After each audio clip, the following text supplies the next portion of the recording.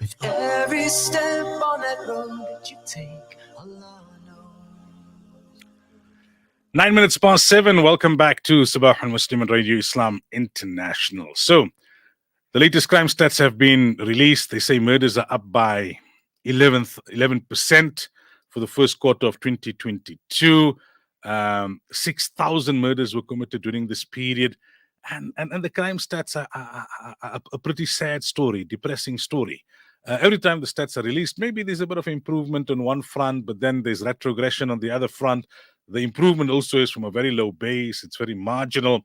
What do the stats tell you, and how do they make you feel? If they become just numbers that government has to release as a formality, and if people just become disillusioned that, you know what, numbers, no numbers, stats, no stats, what difference does it make? This one was hijacked, that one was robbed, that one was killed, that one was kidnapped, that one was raped.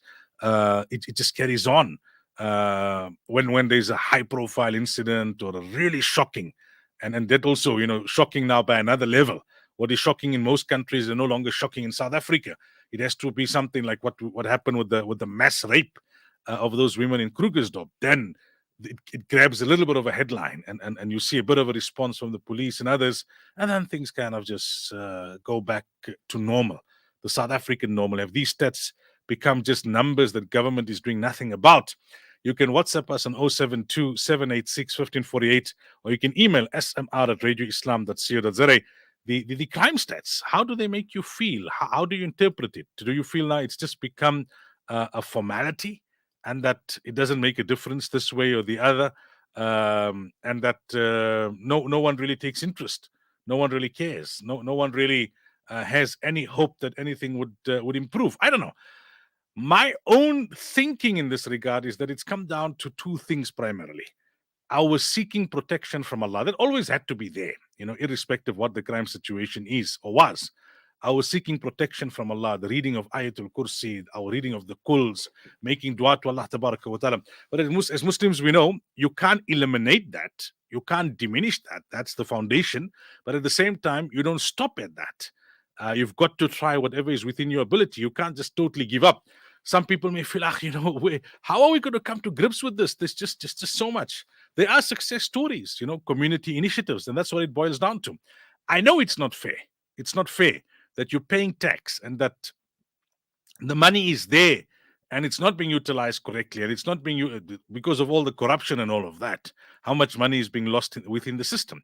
But that said, now, what option do you have? We're living in South Africa. Majority of us can't afford to leave. Even those who can afford to leave, there are still some major positives about the country that makes them hesitant to just pack up and leave. So, in the end of the day, you've got to try and make the best of the situation here. And communities have rallied. I mean, you take the community of Roshni. Sure, they've got certain advantages in terms of not having that many entrances and exits, but they've managed to get to some sort of a grip with the crime situation. Even in Lenasia, where the dynamics are so significantly different, right?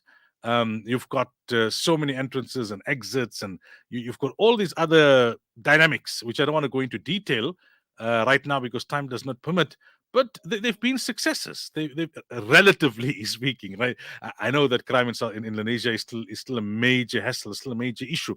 There may be success stories from other parts of the country that I'm not aware of, that perhaps you can tell us about by WhatsApping us on 072 786 1548 or emailing us smr@radioislam.co.za. That's smr@radioislam.co.za.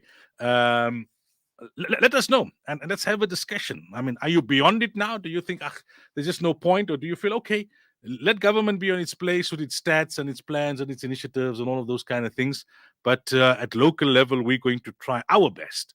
In lands, many communities or many extensions have gone the gated route. It's made some sort of a difference. Nothing is foolproof. Nothing is absolutely perfect. Criminals also update themselves and they upskill themselves. But yeah, we've got to keep the discussion going. I think we can't just totally give up. May Allah Tabaraka wa Ta'ala grant us the ability to be able to navigate through this. Just going 14 minutes past 7. Coming up in a bit, we have the Palestine Report with Hafiz Ibrahim Musa. Then after 7:30, words with Maulana Wajah, Tafsir of Surah Banu Israel. We talk about the 2 times when the Banu Israel were punished via enemies. In quarter to 8, we talk about Kenyan Muslims and their role in politics. Just after 8, the whole saga around the new Zulu king. We have 2 guests who understand Zulu tradition from the University of KwaZulu-Natal, and they'll talk to us in that regard. We continue our discussion on Khadija radiallahu anha as part of the focus on the Azwaj Mutaharat. And towards the latter part of the program, we talk about leopard snatching children as the Kashmir man-animal conflict worsens.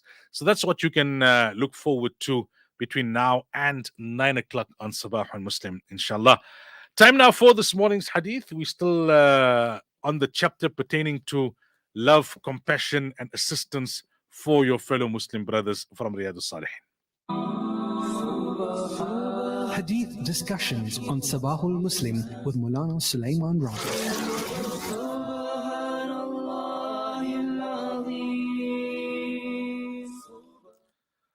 عن أنس رضي الله عنه قال رسول الله صلى الله عليه وسلم انصر أخاك ظالما أو مظلوما فقال رجل يا رسول الله أنصره إذا كان مظلوما أرأيت إن كان ظالما كيف أنصره قال تحجزه أو تمنعه من الظلم فإن ذلك نصره رواه البخاري.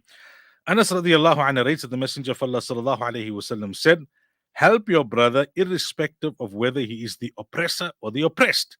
So a man said, O Messenger of Allah, I can help him if he is oppressed, but how can I help him if he is the oppressor? Nabi sallallahu alayhi wasallam said, you should stop him or prevent him from oppression. This is how you should help him. So you don't assist him in his wrongdoing, but you must physically or by advice or in whichever way possible and effective try and help him and guide him away from his oppression. So the oppressed person, it's obvious, you come to his assistance, but the oppressor, you must have his well-being at heart as well, that what he's doing is wrong. He's going to bear the consequences in this world as well as in the after.